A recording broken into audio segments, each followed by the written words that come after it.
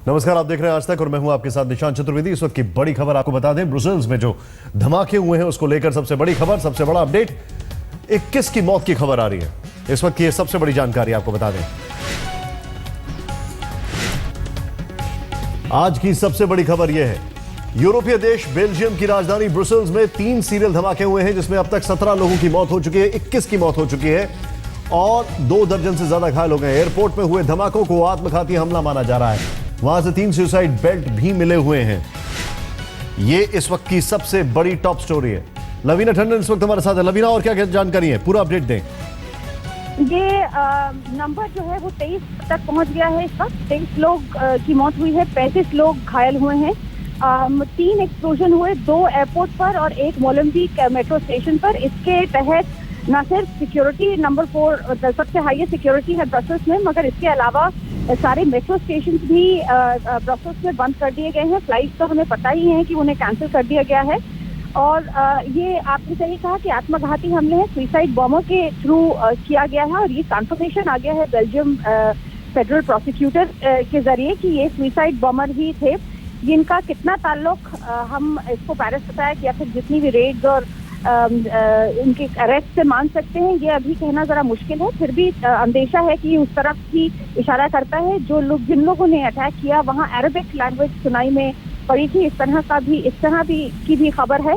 और Swedish prime minister ने कहा है कि ये अटैक डेमोक्रेटिक वैल्यूज के खिलाफ है, यानी जनतांत्रिक जितने हमारे वैल्यूज हैं पूरे यूरोप के, उसके खिलाफ है। तो इसे काफी अटैक अगेंस्ट यूरोप भी माना जा सकता है और इस वजह से सारी इंटेलिजेंस एजेंसीज जो हैं वो एक साथ काम कर रही हैं। डेविड कैमरन ने यहाँ प्राइम मिनिस्टर जो लंदन यूके के हैं, उन्होंने भी कहा है कि जिस तरह की भी मदद। लवीना एक बार मुझे जल्दी से बताएं, जिन जिन दर्शकों ने अभी ट्यून इन किया है, एक बार बहुत संक्षेप में सिर्फ 20 सेकंड में बताएं क्या हुआ अभी तक, कहां कहां धमाके हुए, क्या क्या अपडेट्स है। एक बार फिर से 20 सेकंड में, सिर्फ 20 सेकंड में पूरे दर्शकों को सब कुछ बताएं। बिल्कुल, 2 धमाके, 2 एयरपोर्ट पर अमेरिकन एयरलाइंस के डेस्क के पास 2 धमाके हुए हैं आजू बाजू। तीसरा धमाका मोलेम्बिक, जहां सबसे ज्यादा गढ़ माना जा रहा है जो यूरोप के टेररिज्म का, आतंकवाद का, वहां के मेट्रो स्टेशन पे हुआ है। इसके तहत सारे मेट्रो स्टेशन बंद है, सारी फ्लाइट कैंसल्ड है। हीथ्रो एयरपोर्ट पर सिक्योरिटी बढ़ा दी गई है, लेकिन ब्रसेल्स की सारी फ्लाइट और बहुत बहुत शुक्रिया इस जानकारी के लिए। यहां पर एक जो चीज है जो सबसे ज्यादा खास है, नोटवर्दी है, वो ये है कि ये जो 2 धमाके हुए हैं, 2 धमाके अमेरिकन एयरलाइंस के डेस्क के पास हुए हैं, तीसरा मेट्रो में हुआ है। हमारे साथ हमारे खास मेहमान जुड़ रहे हैं, इनके नाम हम आपको बताने जा रहे हैं, लेकिन उससे पहले आपको बता दें अभी क्या क्या खबर हमारे पास आ रही है। स्मिता इस वक्त हमारे साथ जुड़ी हुई हैं, हमारे साथ जायसवाल जी जुड़े हुए हैं, लेकिन सबसे पहले स्मिता, क्या क्या अपडेट्स आ रहे हैं? मरने वालों की तादाद जो बताया जा रहा है उसमें कॉन्फ्लिक्टिंग रिपोर्ट्स हैं। कुछ रिपोर्ट्स बता रही थी कि जो मेट्रो स्टेशन पर धमाका हुआ वो मालबीक से लेकर शूमन की ओर मेट्रो स्टेशन की यात्रा शुरू हो रही थी जब ये धमाका सुनाई पड़ा। कुछ रिपोर्ट्स कह रहे हैं कि उसमें कम से कम 10 लोगों की जान गई है, लेकिन दूसरे रिपोर्ट्स के मुताबिक मेट्रो स्टेशन के एक्सप्लोजन में शायद लोग जख्मी हुए हैं, किसी की जान नहीं जाने की बात भी की जा रही है। इन हमलों की वजह से जो पड़ोसी मुल्क हैं, खास करके फ्रांस जैसे मुल्क है, वहाँ पर सुरक्षा और चौकन्नी कर दी गई है। 1 लाख कम से कम सुरक्षाकर्मी वहाँ तैनात कर दिए गए हैं। जेट एयरवेज की जो उड़ानें ब्रसेल्स जाने वाली थी 22 मार्च 23 मार्च को टोरंटो से, नेवार्क से होते हुए या मुंबई नई दिल्ली से होते हुए ब्रसेल्स तक, उन एयरवेज को कैंसिल कर दिया गया है। 2 जेट एयरवेज के फ्लाइट मेंबर्स जो स्टाफ मेंबर्स हैं वो जख्मी हुए हैं, जिनमें से कि एक महिला भी है और उन्हें अस्पताल में इस वक्त दाखिल किया गया है खास करके, और एक सुरक्षित जो है ठिकाने पर जेट एयरवेज के ऑफिस को इस वक्त शिफ्ट किया गया है। अमेरिकन एयरलाइंस का कहना है कि उनके किसी भी स्टाफ की जो है जख्मी होने की बात सामने नहीं आई है, लेकिन निश्चित रूप से ब्रसेल्स में इस वक्त हाई अलर्ट की घोषणा कर दी गई है। और यूके के जो प्रधानमंत्री हैं डेविड कैमरन, उन्होंने फ्रांस के राष्ट्रपति फ्रांसुआ होलांद के साथ मिलकर एक यूरोपियन संघ की इमरजेंसी बैठक बुलाने की मांग की है इस वक्त। निशांत, आप जो जानकारी दे रही हूँ वाकई में काफी मायने रखती है। यहाँ पर हमारे साथ BS जायसवाल जी भी जुड़े हुए हैं। सर, मैं आपसे एक चीज जानना चाहूंगा सीधे अभी तक की जो रिपोर्ट्स आ रही है उसके मुताबिक अमेरिकन एयरलाइंस की डेस्क के पास 2 धमाके, मेट्रो स्टेशन में धमाका। बेल्जियम क्या पूरी तरीके से एक्सपोज नहीं हो गया, पूरी तरीके से अंडर प्रिपेयर्ड था ऐसी घटना को लेकर, खासकर यह देखते हुए कि बेल्जियम से बहुत सारे लोग ISIS को ज्वाइन कर चुके हैं?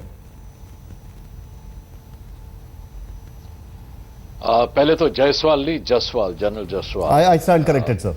दूसरा जो है ये आप, या नो प्रॉब्लम्स, जो आप कह रहे हैं ये वाकई हकीकत है कि अगर अब्दुल सलाम वो अगर 4 दिन पहले वहां पकड़ा गया है तो ये लाजमी है कि उनको एनालाइज करना चाहिए था कि यहां पे कोई टेररिस्ट मॉड्यूल जसवाल जी, मैं आपको थोड़ा सा इंटरजेक्ट करूंगा, आपको थोड़ा सा रोकूंगा।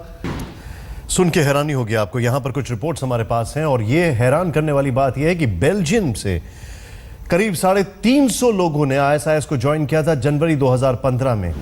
फ्रांस और बेल्जियम से आईएसआईएस के अंदर तक जितने भी लोग हैं यूरोप से, उसमें करीब एक चौथाई लोग बेल्जियम और फ्रांस से हैं। बहुत हैरान करने वाली रिपोर्ट्स आ रही हैं यहां पर, और फिर भी बेल्जियम तैयार नहीं था। जायसवाल जी, सवाल यही है, मैड्रिड बॉम्बिंग 2004, बेल्जियम के कुछ लोग इन्वॉल्व। फ्रांस बॉम्बिंग, बेल्जियम का मेन परपेट्रेटर बेल्जियम का, फिर भी बेल्जियम तैयार नहीं था इसके लिए। आप सही कह रहे हैं। मुझे समझ नहीं आता कि अगर उनको अगर वो तैयार होते तो एयरपोर्ट के अंदर कैसे कोई जो एक्सप्लोजिव मटेरियल है उसको ले जाए। पहली चीज, इनके या तो खुद एयरपोर्ट स्टाफ कोई मिला हुआ है टेररिस्ट के साथ में, वही कारण हो सकता है कि जिसके कारण जो आसानी के साथ वो अंदर ले गए। दूसरा जो है, ये साफ लग रहा है कि बेल्जियम ने कभी भी कोई कंटिजेंसी प्लानिंग या ऐसी जो है सिचुएशन के लिए, क्रिटिकल सिचुएशन के लिए कोई रिहर्सल नहीं किया, कोई कुछ नहीं किया, जिसके कारण जैसे ये सिंगर हैं, इनके वाइफ और बच्चे टारमाक पे बैठे हुए हैं, ना कोई इवैक्यूएशन है उनका, ना कोई कुछ है। तो ये हमारे देश के लिए भी एक सबक है। हम भी जो है, हमारे पे अटैक होता है, फिर हम उसके बाद सतर्क हो जाते हैं, फिर ढीले पड़ जाते हैं। तो ऐसा ना हो कि हमें भी कोई ऐसी सिचुएशन का सामना करना पड़ जाए। बेहतर है कि हम हमेशा सतर्क रहें और हमारी जो ड्रिल्स हैं, contingency drills, crisis management drills, वो जो है बार बार प्रैक्टिस करनी चाहिए, जिससे कि जानी नुकसान कम से कम हो और जल्दी से जल्दी जो है वो जो भी टेररिस्ट हैं उनको न्यूट्रलाइज किया जाए। खासतौर से हमारे एयरपोर्ट्स जो हैं उनकी सिक्योरिटी डेफिनेटली इस वक्त जो है सर्विलेंस के लिहाज से that needs to be addressed. वापस आ रहा हूं सर मैं आपके पास। यहां पर ब्रेक के बाद आपका एक बार फिर स्वागत है। बहुत शॉकिंग रिपोर्ट्स आ रही है इस वक्त हमारे पास, और आपको यह भी बता दें कि खुद प्रधानमंत्री नरेंद्र मोदी को ब्रुसेल्स जाना है 30 मार्च को, और सीधे चलते हैं विकास स्वरूप प्रेस कॉन्फ्रेंस करते हुए। And technologies. The 2016 summit is expected to take stock of the progress of implementation of the previous NSS communiques work plan, as also outline an agenda for the future. As per past summits, a number of countries may project the respective steps taken by them to strengthen nuclear security since the last summit, including in the form of submissions of national progress reports. India shall also be submitting its national progress report, which will be made public at the summit. India has contributed constructively during the NSS preparatory meetings in 2014 to 16 at the level of Sherpas. Prime Minister will be making some specific announcements and proposals with regard to nuclear security during his interventions at the NSS. These will also be made public in due course. The program of the summit begins जो with an जानकारी opening आ रही है dinner for उसके leaders of मुताबिक March 21. प्रधानमंत्री की जो यात्रा है वो सुनियोजित तरीके से पूरी तरीके से चलती रहेगी। जो यात्रा है उसमें कोई भी ऑल्टरेशन नहीं है, उसमें कोई भी बदलाव नहीं है, और जो जानकारी मिल रही है उसके मुताबिक यूरोपियन यूनियन की एक समिट है जिसमें 30 मार्च को ब्रसेल्स जाना है प्रधानमंत्री नरेंद्र मोदी को, और उसके बाद वॉशिंगटन जाना है। सुन के आपको हैरानी होगी, लेकिन बेल्जियम से तकरीबन 350 लोग सीरिया में आईएसआईएस के लिए लड़ने के लिए गए थे। 70 वापस आए हैं। मोलेनबीक एक जगह है जो कि गढ़ माना जाता है वहां पर, जो जितना भी एक्सट्रीमिज्म है। स्मिता इस वक्त हमारे साथ है। स्मिता, सबसे पहले तो आपसे ये रिएक्शन लेना चाहूंगा, जो प्रधानमंत्री की यात्रा है, European Union ambassador to India currently, जो खैर स्मिता से हम बातचीत करेंगे, लेकिन हमारे साथ जायसवाल जी है। जायसवाल जी, मोलेनबीक एक जगह है बेल्जियम में जहां से मैड्रिड बॉम्बिंग के जो आतंकी हैं वो भी निकले थे। फ्रांस का जो बॉम्बिंग हुई थी, फ्रांस में जो सितंबर में हमले हुए थे, उसमें भी बेल्जियम के ही लोग इन्वॉल्व थे। ये सब कुछ होता रहा। बेल्जियम में 70 लोग आईएसआईएस के लिए लड़के वापस आ गए। ये इंटरनेशनल कम्युनिटी, यूरोपियन यूनियन को क्या इस बात को बड़ी चिंता से नहीं लेना चाहिए, गंभीरता से नहीं लेना चाहिए कि आखिर बेल्जियम अपने अंदर पनप रहे आतंकवाद को काबू में करने में पूरी तरह नाकामयाब है? आप सही कह रहे हैं। मैं बेल्जियम के थ्रू, एयरपोर्ट के थ्रू कई बार ट्रांजिट कर चुका हूं, और वो भी जेट एयरवेज से, क्योंकि मेरी बेटी जेट एयरवेज में थी। मेरे को एयरपोर्ट के ऊपर इतनी सिक्योरिटी लगी नहीं।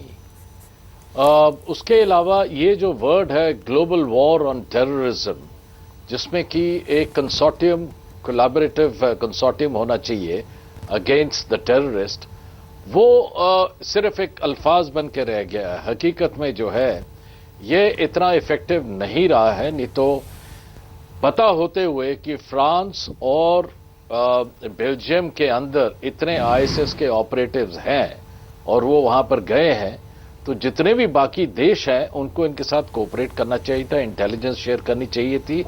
मेरे ख्याल से बेल्जियम ने खुद जो है ये सोचा है कि ठीक है, यहां से लोग गए हैं, शायद बाहर काम करेंगे, वो जो भी करना है उन्होंने टेररिस्ट एक्टिविटीज, अंदर नहीं करेंगे। ये डेफिनेटली एक उनके ऊपर एक ढीलापन का धब्बा लगाती है, नहीं तो ये ऐसी स्थिति नहीं आती। उनको जो है अपनी इंटेलिजेंस को और गेयर अप करना चाहिए था, बाकी देशों से इंटेलिजेंस जो है उनको लेनी चाहिए थी, और खास तौर से जो है जो पेरिस अटैक के बाद जो मेन उनका कल्प्रिट था अब्दुल सलेम, वो जब पकड़ा गया तो इसका तो खमियाजा उनको एक्सपेक्ट करना चाहिए था, उनको स्टेप्स पूरे लेने चाहिए थे। ये डेफिनेटली सर आप एकदम ठीक फरमा रहे हैं, लेकिन यहां पर सबसे हैरानी वाली बात यह है कि ऐसी घटनाएं हो रही हैं। यूरोप अब एक थिएटर बन चुका है, बल्कि बेल्जियम को कहा जाता है कि वो आतंकवाद का एक थिएटर है। ये सारी इंफॉर्मेशन सबके सामने है, आंखों के सामने, बावजूद इसके इतने लोगों की मौत हो रही है। मरने वालों का आंकड़ा 23 हो गया है, लेकिन सोचें दहशत कितनी है। बड़ी खबर आपको बता दें, इस वक्त जब ये धमाका हुआ तो जेट एयरवेज के जो 2 कर्मचारी हैं वो दोनों घायल हो गए। ये देखें आप, जेट एयरवेज का ये विमान है जहां पर किस तरीके से ये वहां पर अफरा तफरी मच गई, और 2 कर्मचारी जेट एयरवेज ने अपनी वेबसाइट पे ये लिखा भी है, इसकी पुष्टि भी की है। जेट एयरवेज का स्टेटमेंट आया, 2 of our staff have been injured and receiving medical care. ये बाकायदा जेट एयरवेज ने कहा है हमारे 2 स्टाफ मेंबर्स इंजर्ड हैं, और ये अपने आप में सबसे बड़ा चिंता का विषय है। न्यूयॉर्क 9/11, लंदन 7/7, अंकारा 10/10, पेरिस 13/11 और ब्रुसेल्स 22/3। इस वक्त आपको एक और खबर बता दें, ब्रिटिश एयरवेज ने ब्रुसेल्स से आने और जाने वाली जितनी भी अपनी फ्लाइट्स हैं सारी कैंसिल कर दी हैं, और अब तफ्तीश की जा रही है कि जो एक्सप्लोजिव है वो किस तरीके का इस्तेमाल हुआ, जिससे ये पता लगाया जा सके कि इसके पीछे वही ग्रुप है जिसने पेरिस में अटैक किया था। उत्तराखंड में सत्ता का संग्राम तेज होता जा रहा है। उत्तराखंड के बागी कांग्रेस विधायक आज दिल्ली में मार्च निकालेंगे। शाम 5:30 बजे बागी विधायक बीजेपी नेताओं के साथ विजय चौक से मार्च निकालेंगे और शाम 6:45 बजे